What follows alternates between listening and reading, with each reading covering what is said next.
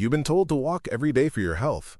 And walking is good, don't get me wrong, but what if I told you there are 5 specific exercises that can give you better results in less time? I'm not here to bash walking, I'm here to show you something more efficient. Recent research suggests that targeted strength and balance exercises offer benefits that walking alone can't provide. Walking is excellent for cardiovascular health, but it doesn't build the muscle strength and balance you need to stay independent as you age. The exercises I'm about to show you address the specific physical declines that happen after 60. Loss of muscle mass, reduced bone density, declining balance, and weakening core stability. These are the real threats to your independence, and walking doesn't effectively combat them. What makes these exercises special is that they target multiple systems at once. You're building strength, improving balance, enhancing coordination, and protecting your bones all in one movement. And here's the best part. You can do all 5 exercises at home with minimal or no equipment. No gym membership required. No expensive machines. Just you, maybe a chair, and 20 minutes 3 times a week. Before we start, drop your age in the comments and tell me where you're watching from. I read every comment, and I want to know who I'm helping today. Now let's get into these 5 exercises, and I'll show you exactly how to do each one safely and effectively. Number 5. Wall push-ups. Starting at number 5, we have wall push-ups. This might seem too simple to be effective, but stay with me. After age 60, you lose approximately 3% of your upper body muscle mass every year unless you actively work against it. This isn't just about appearance. Upper body strength determines whether you can carry groceries, open jars, push yourself up from a chair, or catch yourself if you stumble. Wall push-ups are perfect for rebuilding this strength because they're adjustable to your current fitness level, and they work multiple muscle groups at once. Here's how to do them correctly. Stand about arm's length away from a wall.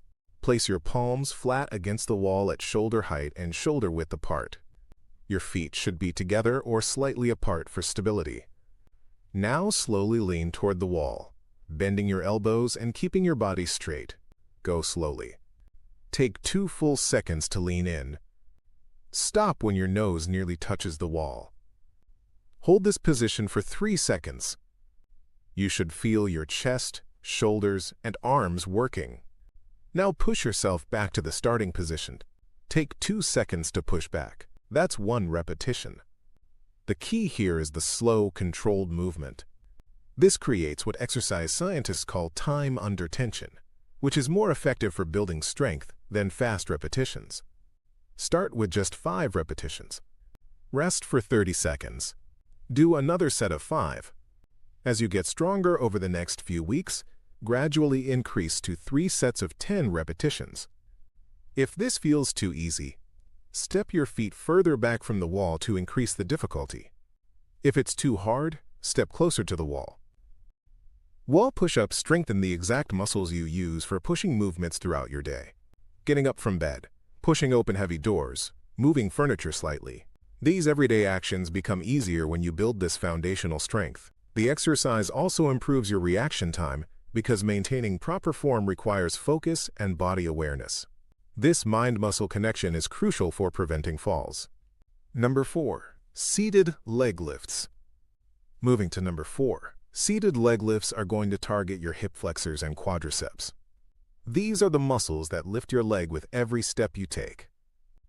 Research shows that walking speed is one of the most reliable indicators of overall health in older adults. Doctors actually monitor it as a vital sign. The stronger your hip flexors and quads, the faster and more confidently you can walk. Sit in a sturdy chair with your back straight and your feet flat on the floor. Place your hands on the sides of the chair for stability. Now slowly lift your right leg straight out in front of you. Keep your knee as straight as comfortable. Lift until your leg is parallel to the floor, if you can. If you can't reach parallel yet, that's completely fine. Go as high as you can without pain. Hold this position for 2 seconds. Then slowly lower your leg back down, but don't let your foot touch the floor. Keep the muscle tension active. That's 1 repetition. The critical detail most people miss is keeping your back pressed against the chair throughout the movement. This ensures you're using the correct muscles and not compensating with your back. Perform 10 repetitions on your right leg, then switch to your left leg and do 10 more. Start with one set on each leg. As you build strength over 2 to 3 weeks, add a second set. Once you can comfortably do 2 sets of 15 repetitions on each leg, you can add resistance. Use ankle weights starting with just 1 or 2 pounds. Or loop a resistance band around your ankle and secure the other end to a table leg. This progressive overload is what stimulates your muscles to keep adapting and growing stronger. Working one leg at a time also addresses muscle imbalances. Most people have one leg slightly stronger than the other, and this becomes more pronounced with age. Unilateral exercises like this help even out those imbalances. Number 3. Standing heel raises. At number 3, standing heel raises might look simple, but they're addressing something critical that most people completely overlook. Your calf muscles. Strong calves are essential for walking, climbing stairs, and most importantly, maintaining balance.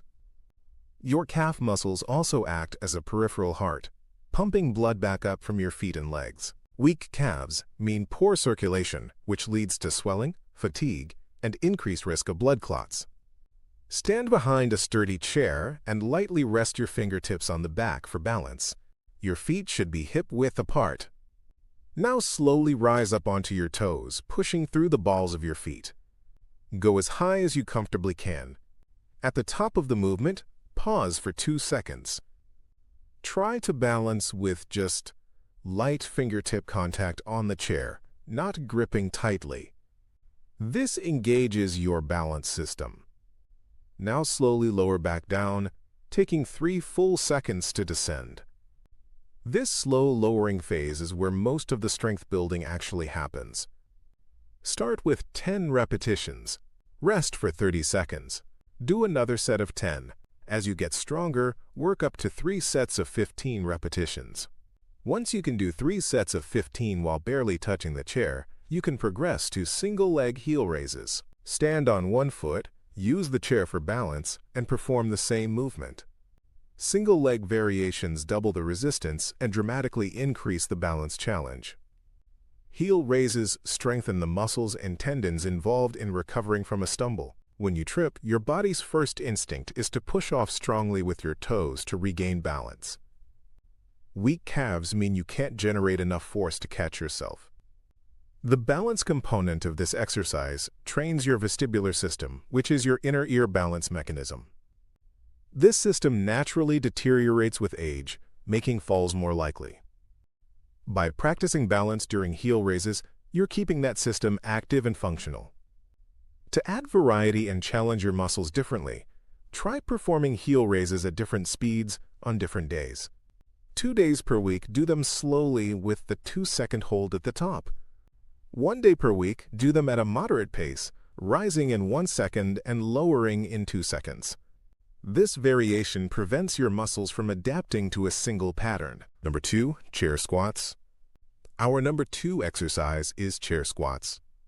Before you worry about your knees, let me explain why this movement is not only safe when done correctly, but actually beneficial for joint health.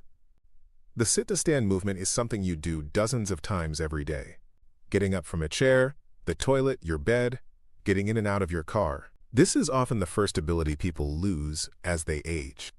Once you can't stand up from a seated position without using your hands for help, your independence becomes seriously compromised. Chair squats work more muscles simultaneously than almost any other exercise.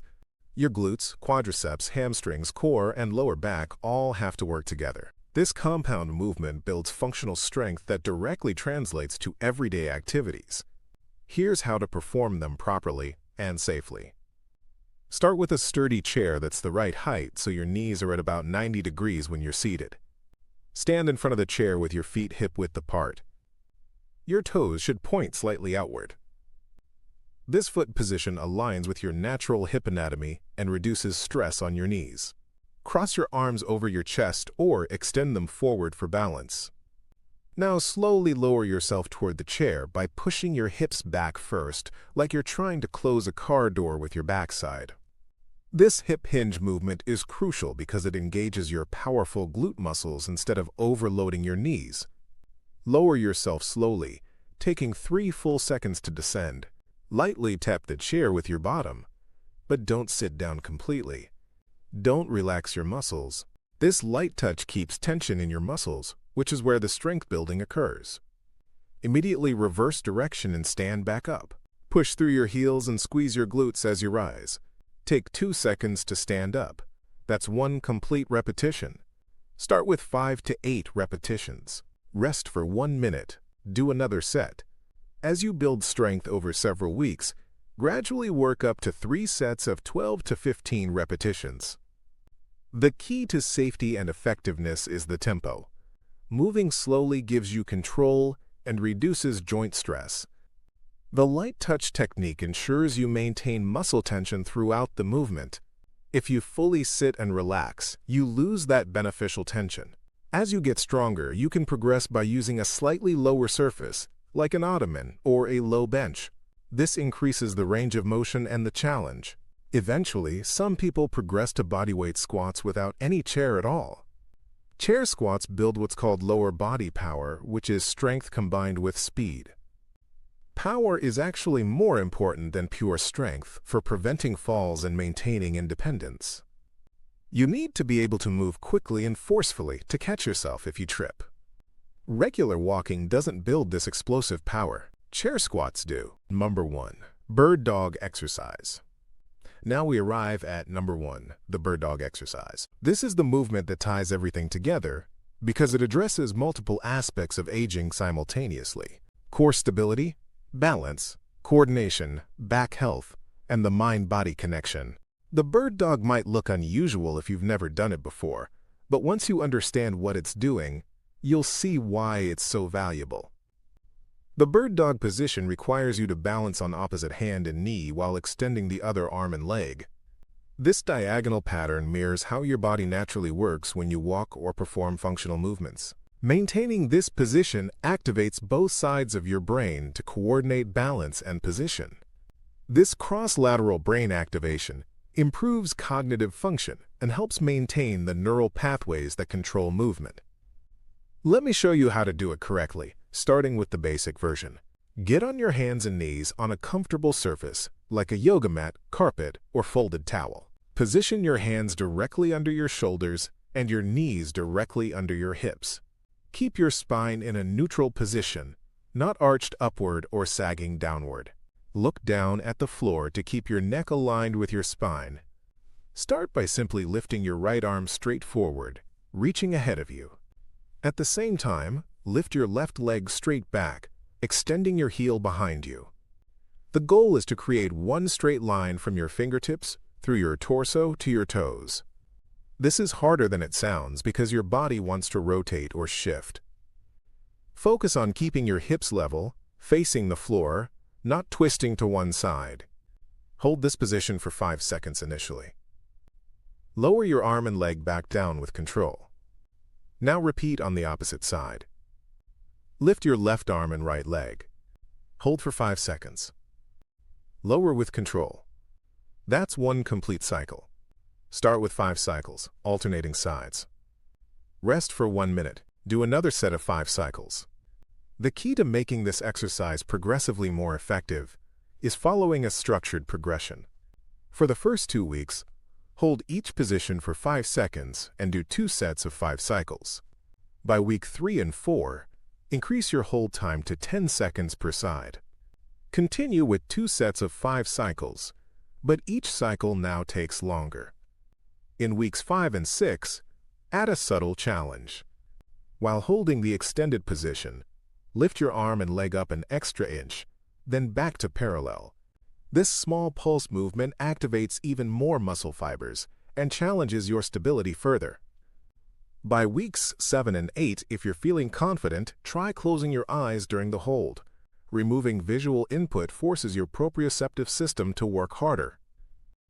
Proprioception is your body's ability to sense its position in space, and it's one of the first things that deteriorates with age. The bird dog exercise strengthens your entire core, not just your abdominal muscles. Your core includes all the muscles around your midsection and lower back that stabilize your spine. A strong core protects your back from injury during everyday activities like bending, lifting, and reaching. The exercise also improves your rotational stability, which is your ability to resist unwanted twisting. This is crucial for protecting your spine. Every time you reach for something while standing, carry a bag on one shoulder, or turn to look behind you, you need rotational stability. The bird dog trains this better than any other single exercise. Pay attention to your breathing during the hold. Don't hold your breath, which is a common mistake. Instead, take slow, deep breaths through your nose. This activates your deep core stabilizers and delivers more oxygen to working muscles. Here's an advanced technique that can significantly increase effectiveness. While holding the extended position, actively push your hand forward and your foot backward, as if you're trying to make yourself longer. This creates tension throughout your entire body, activating more muscle fibers and strengthening neural connections. Focus on quality over quantity. 5 perfect repetitions with good form are far more valuable than 20 sloppy ones. If you notice your hips rotating or your back arching, that means your muscles are fatiguing. Stop and rest. Form always comes first. Putting it all together. Now let me show you how to combine all 5 exercises into an effective routine.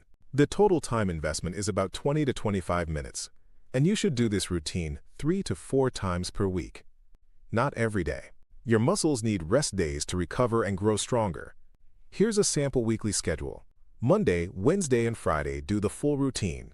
Tuesday, Thursday, Saturday, and Sunday, rest or do light activity like walking or stretching. Start every session with a brief warm-up. March in place for 2 minutes. Do some arm circles and do some gentle torso twists. This prepares your body for exercise. Then move through the exercises in order. Wall push-ups, 3 sets of 8 to 10 repetitions. Rest 30 seconds between sets. Seated leg lifts, 2 sets of 10 repetitions per leg. Rest 30 seconds between sets. Standing heel raises, 3 sets of 12 to 15 repetitions. Rest 30 seconds between sets. Chair squats, 2 sets of 8 to 10 repetitions. Rest 1 minute between sets. Bird dog, 2 sets of 5 cycles per side. Rest 1 minute between sets. Finish with a brief cool down. Walk slowly in place for 2 minutes and do some gentle stretches for your legs, arms, and back. Hold each stretch for 20 to 30 seconds without bouncing. The key to success is progression, not perfection. Start where you are right now, even if that means doing modified versions or fewer repetitions. Your body will adapt quickly. Every 2 weeks, try to add 1 or 2 more repetitions to each exercise, or add an additional set. This gradual progression is what stimulates continuous improvement. Track your progress in a simple notebook. Write down the date, which exercises you did, how many sets and reps, and how you felt. This accomplishes 2 things. It keeps you accountable, and it lets you see your improvement over time, which is incredibly motivating. Remember, these exercises aren't magic. They're based on solid exercise science principles: progressive overload, compound movements, balance training, and functional patterns. They work because they address the specific ways your body changes after 60. Important safety notes. Before you start any new exercise program, talk with your doctor, especially if you have existing health conditions, take medications, or haven't exercised regularly. Some important safety guidelines. Stop immediately if you feel sharp pain, dizziness, chest pain, or shortness of breath. Mild muscle fatigue is normal, but pain is a warning sign. Start slowly and progress gradually. Don't try to do too much too soon. Rushing leads to injury and setbacks. Use proper form always. Quality matters far more than quantity. Listen to your body.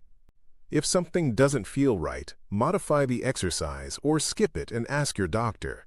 Stay hydrated. Drink water before, during, and after your workout.